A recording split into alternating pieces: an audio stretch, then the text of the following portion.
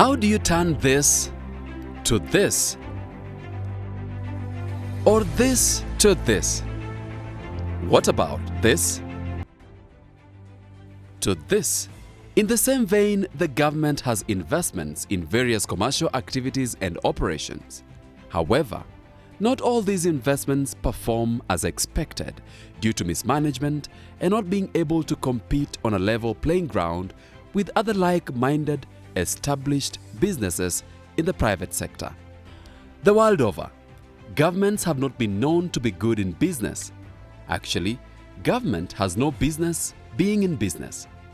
Their main role should be to provide a conducive environment for businesses to thrive.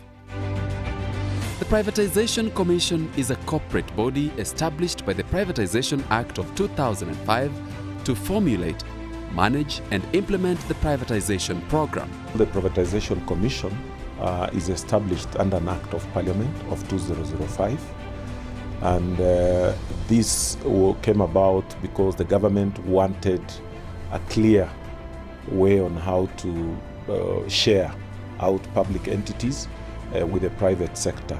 And so this organization has been involved in this even before the 2008, when it came into commercial activity into private hands to enhance their productivity and efficiency. And so this is what this institution is doing, just to make sure that the entities that we have are able to maximize their potential. And you see, government's responsibility is normally to create an environment that is conducive for doing business. And that being the case, it cannot be able to compete with private sector in doing that which can be done better by the private sector. Privatization was done back in 2007. It was an effort. It was actually in that wave of government wanting to get away from business. Several state corporations were privatized. For the case of Kenya, we were privatized partially, 40%.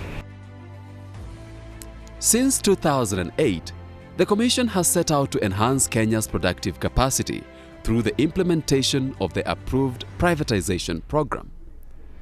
The privatization program is a list of public sector assets and operations approved by the Cabinet to be considered for privatization and subsequently privatized once the approval process is completed. So far, since this organization was started, we cannot say that it has carried out a complete process. It has done partially what used to be QA, where it did it partially through selling to an entity called Distal. But other than that, we have had more than 26 entities that have been earmarked for privatization, and they range all the way from the hospitality industry, that's the hotel industry, the sugar cane sector, that is the agricultural industry, the banking sector. When we talk of agriculture, we can also talk of the livestock industry. So there has been quite a range of sectors that the government has earmarked, and it's a continuous process. One of the biggest benefits is now a more efficient way of working, less bureaucratic, faster decision making by management. And I think the involvement of employees in the organization, the engagement levels, I would say are much higher than they were before. Employees today are involved at different decision points within the organization, and I think that level of engagement was not seen before, because at that time we tended to make decisions only at a management level. We are one of the first organizations we privatized in the 80s. And what we saw is that the business then moved into private hands, partially, not wholesomely 100%, but at 20%, sell down. That was sold over years. The bank was able to raise much more capital. And although we were a large bank actually at that time, but we've gone ahead to grow 20, 30, 40 times from the 80s. So I would say it's been one of the success stories today. And that could not have happened if it was not very well midwifed by the privatization team in our country. The Privatization Act defines the process to be undertaken before an entity gets privatized. The process cannot be arbitrary. So, how does it work? One of the things that we do is, once we've identified an entity that conducts commercial activities, we do a justification as a commission, because that is what the Act mandates us to do. Once we've done the justification, we send it to the National Treasury, which is our parent ministry and the owner of all entities within Kenya as by law. And they will look at the justification, and if they are satisfied that the privatization of that particular entity is going to make national interest in terms of one, enhancing its productivity and being able to see revival, so that then it can create employment opportunities, it can be able to contribute towards the economy by way of taxes, then they do a cap memo to go to the cabinet, where then cabinet will look at it, look at the merits, and if they are satisfied, then approval is granted. Then after that, we do a gazettement. Now, it is once this has been gazetted, then it forms what we call a privatization program, which then lists entities. Then once that has been done, then as an institution, because of the nature of the technical way about privatizations, then we engage transaction advisors. Reason being that as an institution, we cannot be in a position to engage all the talents and the skills that we would require because of the different types of privatizations. You will have manufacturing enterprises, you will have hotels, you will have agri-related things, and so you cannot, as an institution, be able to bring all these skills together. And therefore, we outsource transaction advisory services. So these people will come and have a look at these enterprises by doing due diligence. Now, the due diligences would involve legal, financial, and even technical due diligence about the businesses. And then they will do a report which will be looked at and appraised by a steering committee, which is a creation of the Act. And the steering committee will look at the options that are being provided by this transaction advisor, and then the same is recommended to the commission, which is the board. And then the same again goes through the same process, National Treasury, Cabinet, and ultimately after Cabinet has looked at what we call a detailed proposal, giving us options of how privatization can take place. And the same is taken to National Assembly, who then, being the custodians of the interest of the people, then they are the ones who will grant approval. And then our responsibility after that approval is to go through what we call implementation of the privatization as already approved by Cabinet and the National Assembly.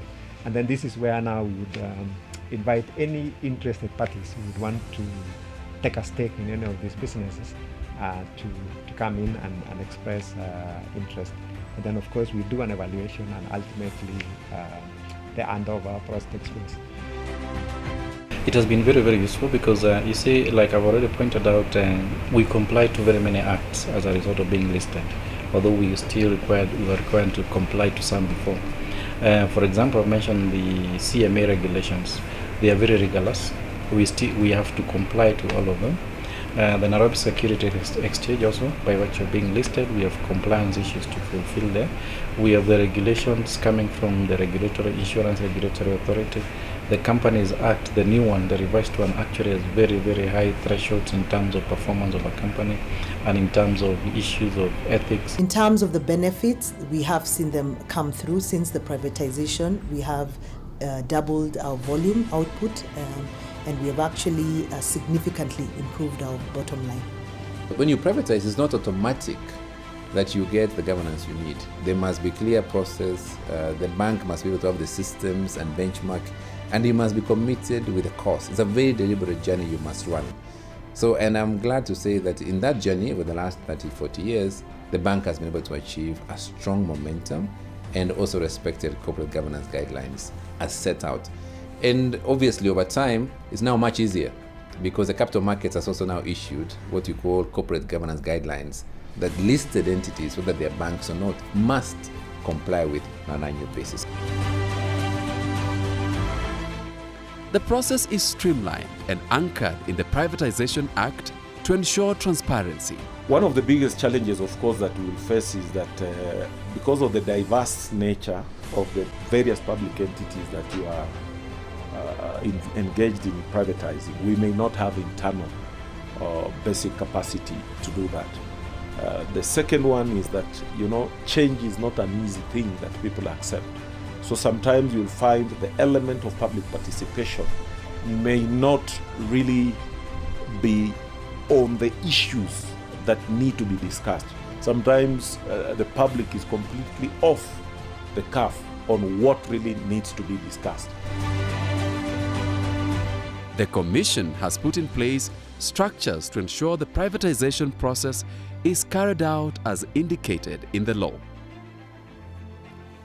Given the unique mandate of the Commission in its quest to improve Kenya's productive capacity, the Commission's role is therefore important to the country's economy directly and indirectly. For me, the future of privatization is what needs to be part and parcel of government agenda. That as much as possible, unless in situations where we talk about strategic national interest entities that probably may be doing a bit of commercial, but then we need to minimize the government involvement in that commercial activity into just ensuring that we safeguard certain national interest agenda. I think the future of privatization in Kenya is the way to go, and that's where we can unlock a lot of potential in terms of productivity, because you will find that there was an era in the 60s and 70s where nationalization, government creating that conducive environment to invest in certain areas, that was the trend.